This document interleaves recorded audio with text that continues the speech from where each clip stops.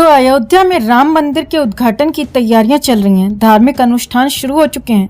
मंदिर के गर्भगृह में गुरुवार को रामलला की मूर्ति स्थापित कर दी गई है और 22 जनवरी को प्राण प्रतिष्ठा होगी। लेकिन अब 22 जनवरी का कार्यक्रम संकट में दिखाई दे रहा है, क्योंकि ये मामला एक बार फिर कोर्ट पहुंच गया है। इलाहाबाद हाई कोर्ट में एक याचिका दायर की गई है। तो आखिर क्या है पूरा मामला? आखिर कौन लगवा रहा है ये रोक, और क्या सच में रुक जाएगी 22 जनवरी को होने वाली रामलला की प्राण प्रतिष्ठा? आपको दिखाते हैं, बताते हैं सब। आप भी इस खबर को ज्यादा से ज्यादा लाइक और शेयर कर अपना प्यार और सपोर्ट दिखाएं, और कमेंट में जय श्री राम लिखकर प्राण प्रतिष्ठा न रुकने का अपना विरोध जाहिर करें, और चैनल के साथ जुड़कर चैनल को सब्सक्राइब कर हमारी आवाज बने। तो 22 जनवरी को रामलला का प्राण प्रतिष्ठा कार्यक्रम मुश्किल में दिखाई दे रहा है। हाई कोर्ट में गाजियाबाद के रहने वाले भोला दास की ओर से याचिका दायर की गई है, जिसमें प्राण प्रतिष्ठा कार्यक्रम को सनातन धर्म के खिलाफ बताया गया है। याचिका पर शंकराचार्य की आपत्तियों का हवाला दिया गया है। कहा गया है कि बीजेपी आगामी 2024 के लोकसभा चुनावों में लाभ उठाने के लिए ये प्राण प्रतिष्ठा समारोह आयोजित कर रही है, इसलिए याचिका पर तुरंत सुनवाई की मांग की गई है। याचिका में कहा गया है कि प्राण प्रतिष्ठा कार्यक्रम में पीएम मोदी, यूपी के सीएम योगी मौजूद रहेंगे, जो कि गलत है, क्योंकि देश का संविधान भाईचारे को बढ़ावा देने वाला है। पीएम और सीएम का ऐसे कार्यक्रम में शामिल होना देश के भाईचारे की भावना को झटका देगा। इसके साथ ये भी कहा गया है कि पौष के महीने में कोई धार्मिक कार्यक्रम आयोजित नहीं किए जाते हैं। 25 जनवरी को पूर्णिमा है, पूर्णिमा तक धार्मिक आयोजन नहीं होते हैं। इसके साथ ही शंकराचार्य की आपत्तियों का भी हवाला दिया गया है, जिसमें कहा गया है कि मंदिर अभी निर्माणाधीन है। अपूर्ण मंदिर में किसी भी देवी देवता की प्राण प्रतिष्ठा नहीं हो सकती। देवी देवताओं की प्राण प्रतिष्ठा पूर्ण मंदिर में होती है। याचिकाकर्ता के वकील अनिल कुमार बिंद ने बताया कि कोशिश की जाएगी कि उस पर हाईकोर्ट जल्दी सुनवाई करे, याचिका स्वीकार कर ले। इस बीच ज्योतिर्मठ के शंकराचार्य स्वामी अविमुक्तेश्वरानंद सरस्वती ने कहा है कि शास्त्रों में बताया गया है कलश भगवान का सिर होता है, अभी तक शिखर ही नहीं बना है। शिखर को भगवान की आंखें बताया गया है। जिस तरह से हमारे शरीर में सिर से लेकर पैर तक अंग होते हैं, उसी तरह से मंदिर में भगवान के अंग की कल्पना की गई है। उन अलग अलग अंगों की प्रतिष्ठा होती है। मंदिर के इन अंगों में से आंख, मुंह, सिर बना ही नहीं है। जब मंदिर का शिखर बनेगा तो उस पर कलश चढ़ेगा। अभी सिर बना नहीं है और आप प्राण प्रतिष्ठा कर रहे हैं।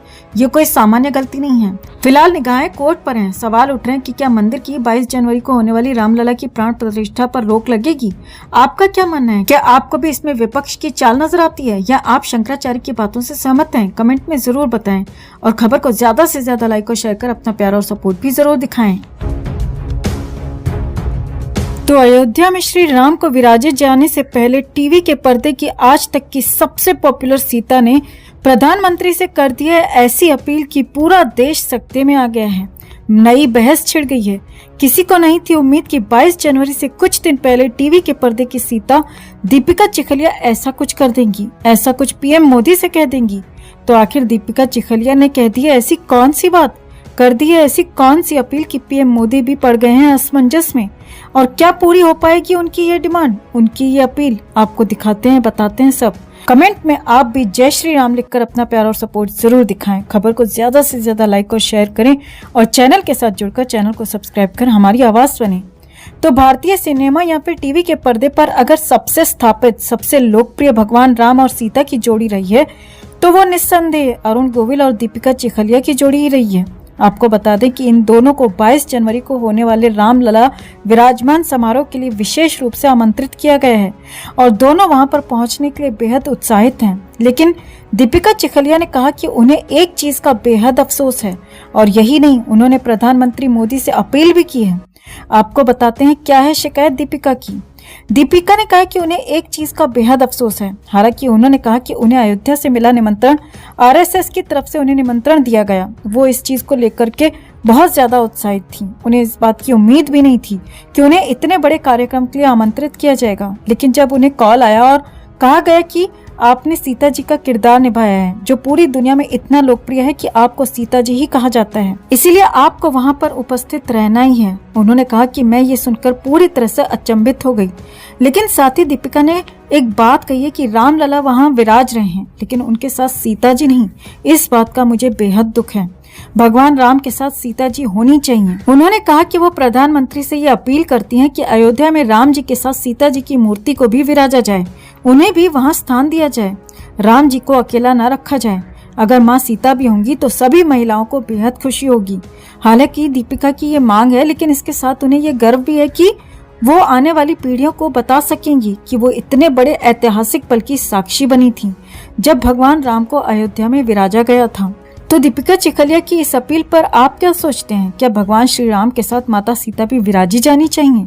इसे लेकर आप भी कमेंट में अपनी बात, अपनी राय जरूर रखें और वीडियो को ज्यादा से ज्यादा लाइक और शेयर कर अपना प्यार और सपोर्ट जरूर दिखाएं। चैनल के साथ जरूर जुड़ें। तो सुशांत के जाने के बाद क्यों वहां पर आज तक नहीं टिक पाया कोई भी किराएदार? पिछले किराएदार के साथ उस घर में ऐसा क्या हुआ था कि उल्टे पांव भाग खड़ा हुआ? क्या सचमुच उस घर में अब भी भटक रही है सुशांत की आत्मा? आपको दिखाते हैं, बताते हैं सब। आप भी इस खबर को ज्यादा से ज्यादा लाइक और शेयर कर अपना प्यार और सपोर्ट दिखाएं और कमेंट में इसे लेकर आप भी अपनी बात, अपनी राय जरूर रखें। चैनल के साथ जुड़कर चैनल को सब्सक्राइब कर हमारी आवाज बने।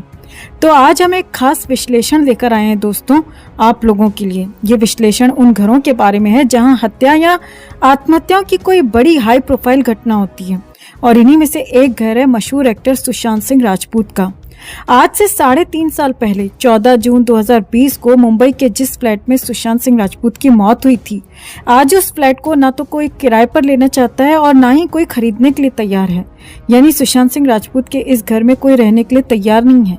जो तस्वीर आप देख रहे हैं, सुशांत सिंह राजपूत जब जिंदा थे तब उन्होंने अपने घर की ये शूटिंग की थी, और इन तस्वीरों में उन्होंने अपना घर दिखाया था कि उन्होंने कैसे बड़े प्यार से, बहुत क्रिएटिविटी के साथ अपना ये घर तैयार किया है।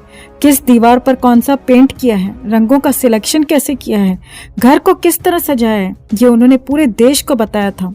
फिर इसी घर में, इसी सुंदर से शानदार घर में सुशांत की मौत हो गई, और तब से लेकर अब तक इस घर को किराए पर देने की कई बार कोशिशें हो चुकी हैं।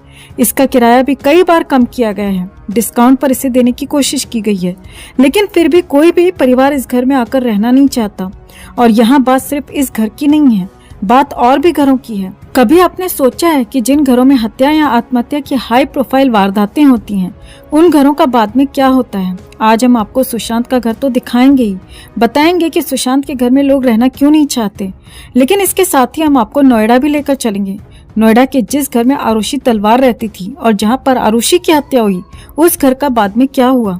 इसी तरह निठारी की जिस कोठी में लगभग 20 लोगों की हत्या हुई थी, 15 से 20 लोगों की, अब वहां कौन रहता है? और दिल्ली के बुराड़ी के उस मकान में जहां एक ही परिवार के 11 लोगों ने एक साथ आत्महत्या कर ली थी, अब वहां कौन रहता है? हमने इन तमाम लोकेशंस को लेकर एक रिपोर्ट आपके लिए तैयार की है, जिसमें आपको ये बताने की कोशिश की गई है कि जब किसी घर में ऐसी कोई बड़ी दुर्भाग्यपूर्ण वारदात होती है तो बाद में उन घरों का क्या होता है।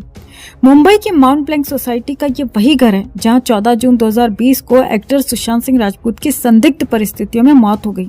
सुशांत की मौत के बाद से ये घर पहले पुलिस और फिर सीबीआई की निगरानी में था, लेकिन अब ये फ्लैट खाली पड़ा है और कोई भी यहाँ आकर रहना नहीं चाहता। हम इस वक्त आपको वही माउंट ब्लैंक सोसाइटी दिखा रहे हैं। इसी बिल्डिंग के टॉप फ्लोर पे सुशांत सिंह राजपूत रहते थे। तब इसका किराया लगभग 4.5 लाख था, और ऐसी चर्चाएं थी कि ये घर रेंट पे जाने में या फिर किराए पर जाने में काफी दिक्कतें सामने आ रही हैं।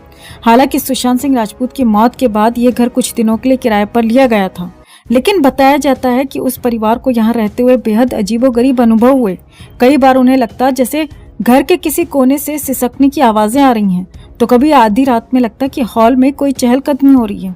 बताया जाता है इन्हीं सब बातों से परेशान होकर वो किराएदार ये घर छोड़कर भाग गया।